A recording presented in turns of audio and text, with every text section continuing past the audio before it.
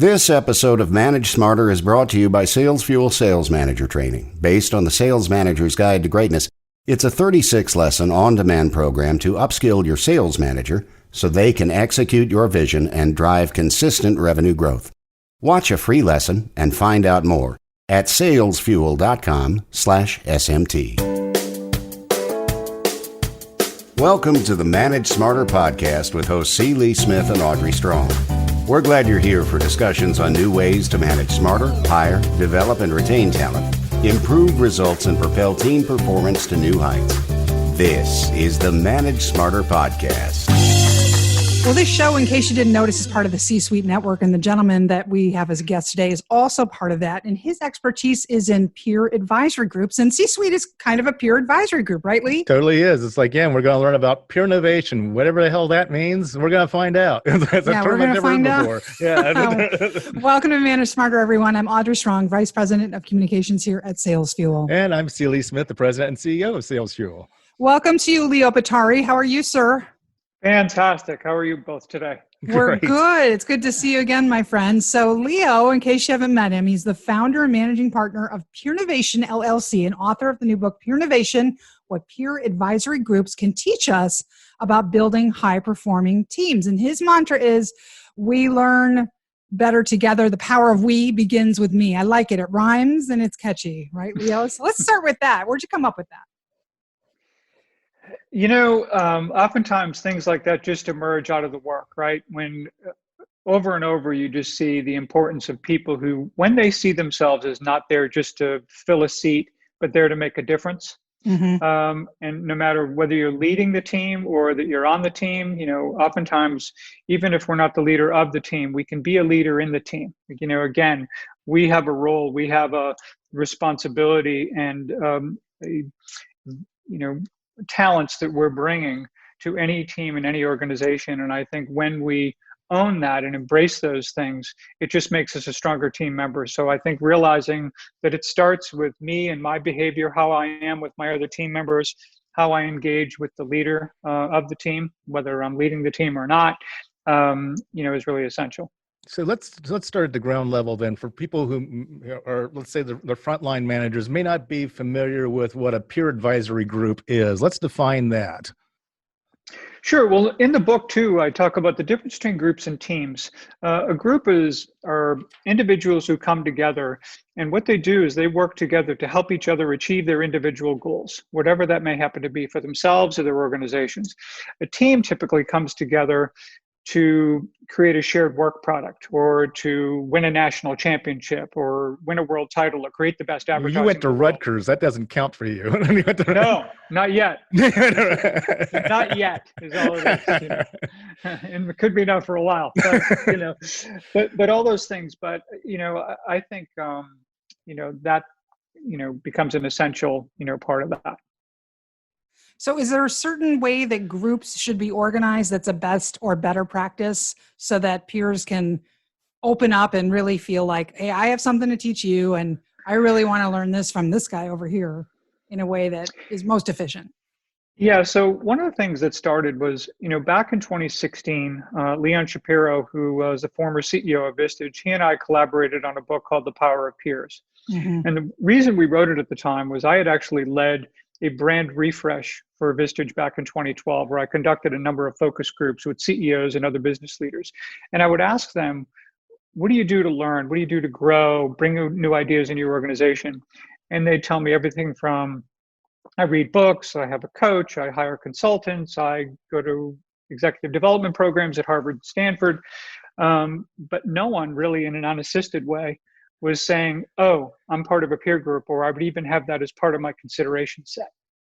So it was kind of interesting to me because having seen CEOs and key executives at all levels participate in peer groups and get such unbelievable value from them, it just astonished me that it was so, underutilized by, I think, so many. So I kind of, I talked to the CEO and we talked to the board and basically said, look, we think we're trying to sell a Mercedes to someone who doesn't even know what a car is. And so why don't we be thought leaders on this and not just look at Vistage and create a hardcover brochure for the company, but let's look at CEO groups and peer groups of all kinds. We looked at YPO, EO, Renaissance, different organizations here in the US and around the world. We looked at Bill George's work where he talked about creating your own peer group. And we discovered, I think, really two important pieces. One is that high-performing peer groups tended to have what we refer to as a robust learning achieving cycle. So what they do is they learn, and they learn really well together. And we know that we learn better when we learn together, and we learn it for longer, and we learn things more deeply. We also encourage and give each other the courage to act on that learning. And when we do, even if there's some trial and error involved there, once we learn something, apply it, achieve great results from it, we want to do more of that, and we start getting better at it. So that was number one. Second one was we also felt like, okay, well, that's great, but that doesn't happen just by throwing a bunch of people in the room and hoping for the best. So this is where we looked at the 5 factors and how essential they were, and I'll run through them quickly. One is having the right people in the room. Second is psychological safety. Third is productivity. Fourth being accountability, and fifth being a level of servant leadership that also involves being a steward of those other 4 factors. So, of course, I can talk about any one of those at whatever level you want, but at least that paints a picture of, I think, 2 important findings for us. And then, of course, since that time, I've spent the last 4 years primarily doing workshops for CEO peer groups throughout North America and the UK. And in doing so, it became very clear about how applicable all of these concepts were to high-performing teams. And it was just a matter of pressure testing that a bit, with some different teams and seeing how incredibly powerful it can be. Which of those 5 do you think that most people struggle the most with? Right people. Tell me more. So I think people don't often know who works in their organization and why. I think many of us can probably identify with the idea that, hey, I've saw this great resume. I interviewed them. Our team interviewed them. We thought they were great. 3 months later, this isn't working out, and none of us really gets what happened and how we missed this. It doesn't mean the person was bad. Oftentimes, they'll go somewhere else and be wildly successful. But they didn't work here. And it's oftentimes because we don't pinpoint well enough the attributes and things that really make a difference between someone who's successful in this organization and someone who's not. I think once we're able to do that, it puts us on a path to be able to do a lot of these other things. I think second on the list, not just because it's second in the cycle, but I think achieving psychological safety is really challenging, particularly in a team environment where people believe there are consequences that exist that don't necessarily exist in a group. And it's why the commitment of leadership and the way they model the way in that regard is essential to achieving any kind of psychological safety in an organization and a team. If you select the right people, then the other 4 things become much easier. And if you don't select the right people, everything else becomes much harder. It does. It does. In fact, one of the leadership models that you'll find in the book is not the leader on top with all of the, employees reporting to them, like the all-powerful Oz. It's actually set up as a triad, and it recognizes that the leader, each individual team member, and the team itself as an entity all have equal responsibility for whatever you want to put in the middle of that triad. I don't care if it's accountability, productivity, profitability, joy, whatever it happens to be. Everybody plays a role in making that possible. And it's why having the right people is so essential. Okay, I have a really simple Simon question, though, which actually does go to what you said, the people in the room. This is probably dependent upon that. But is there a certain group size for a peer advisor group that's optimum? In other words, if you have like a really great group of 5 people, they could probably get a lot more done than, say, 20 that aren't the right combination of personalities. That's an excellent question. Yeah, I love that. And question. one of the things that I do, and I think is different about, or at least unexpected sometimes about my workshop that I do, whether it's for peer advisory groups or teams, is I'm not there to tell anyone what's ideal for them. Okay. I provide them a framework to have those conversations with themselves. So I will say that there are some organizations that kind of believe 8 is the magic number.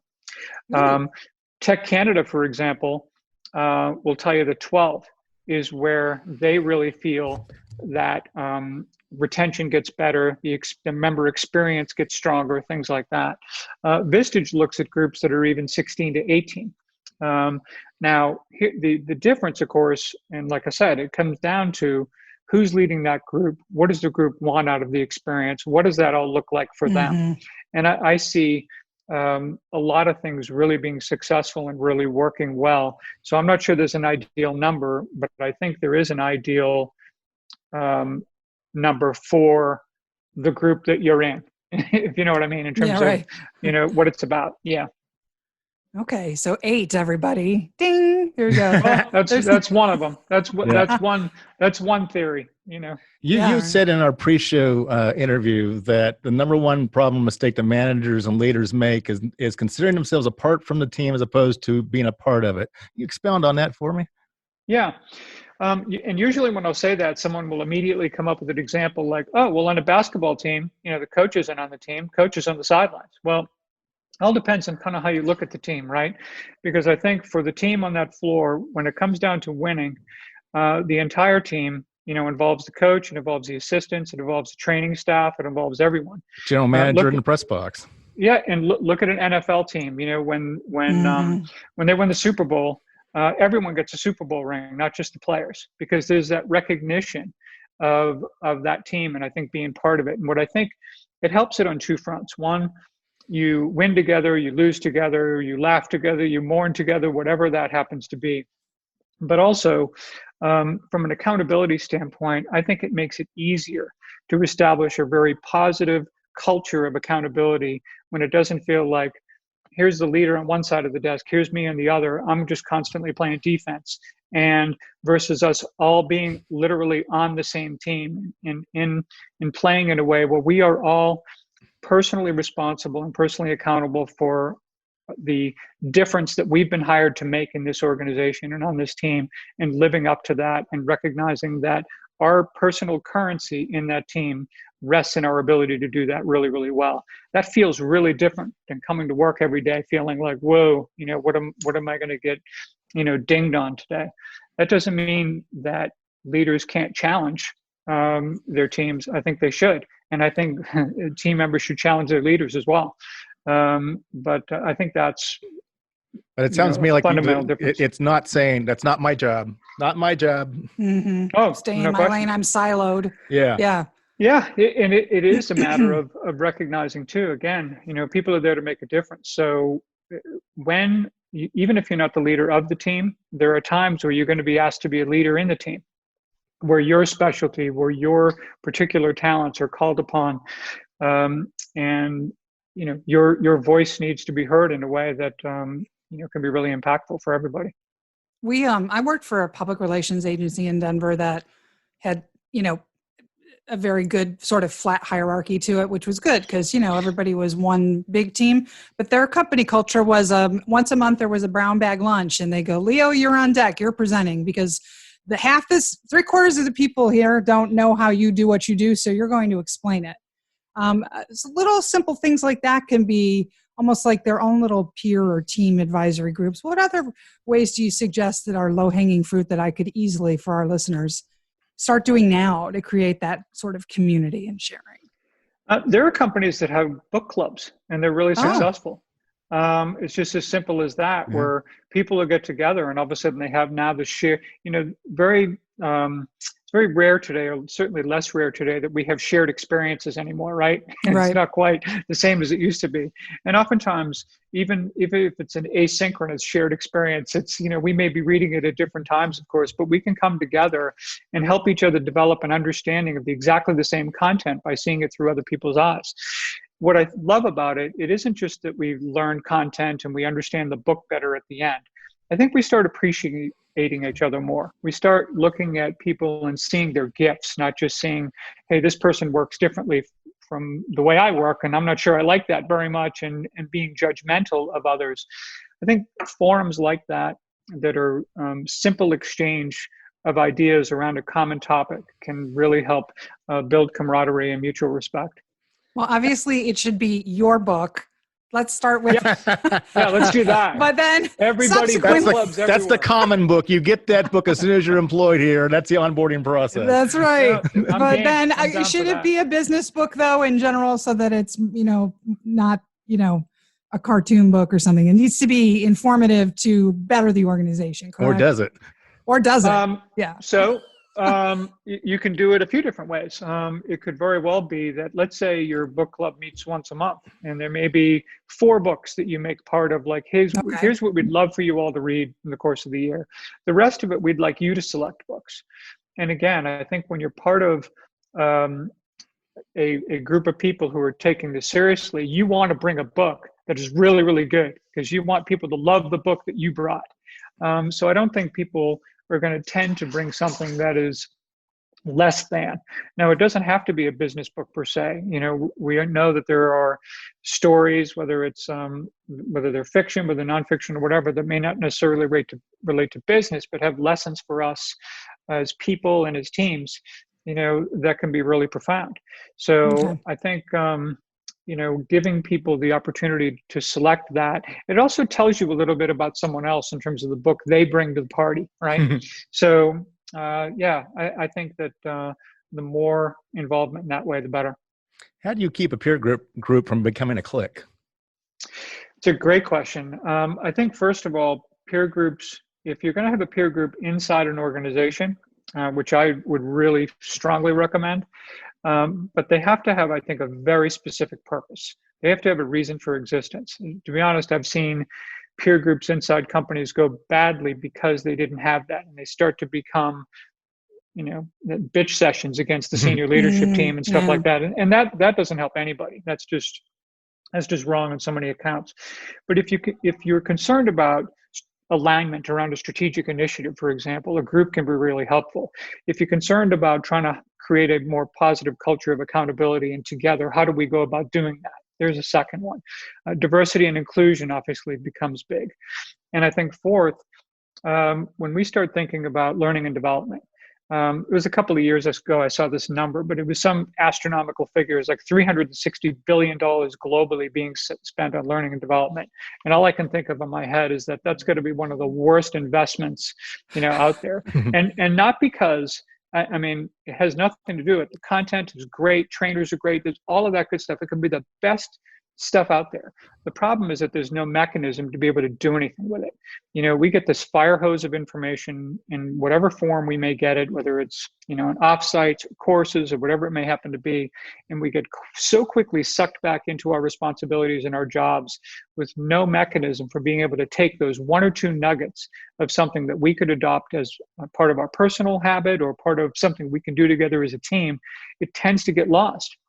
And I think there are more ideas that get frittered away, more good practices that never find their way into the way we do things.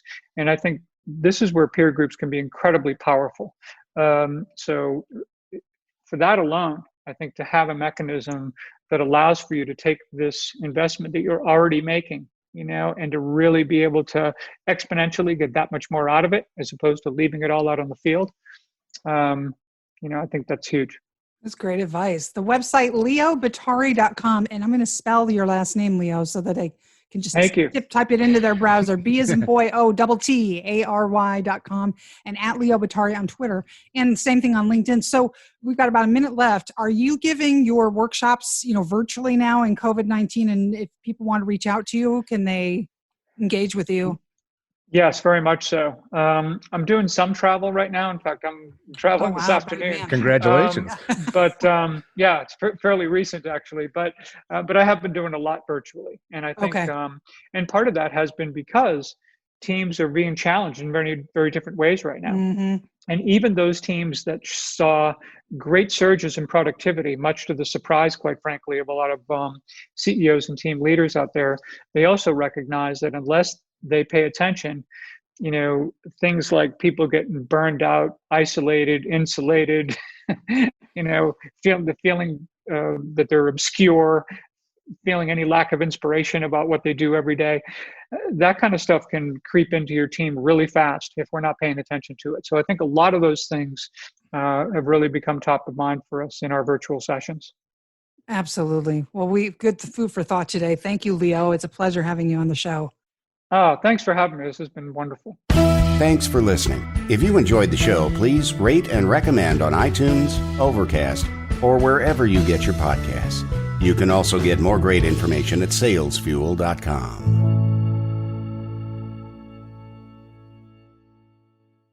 This podcast is a part of the C-Suite Radio Network. For more top business podcasts, visit c-suiteradio.com.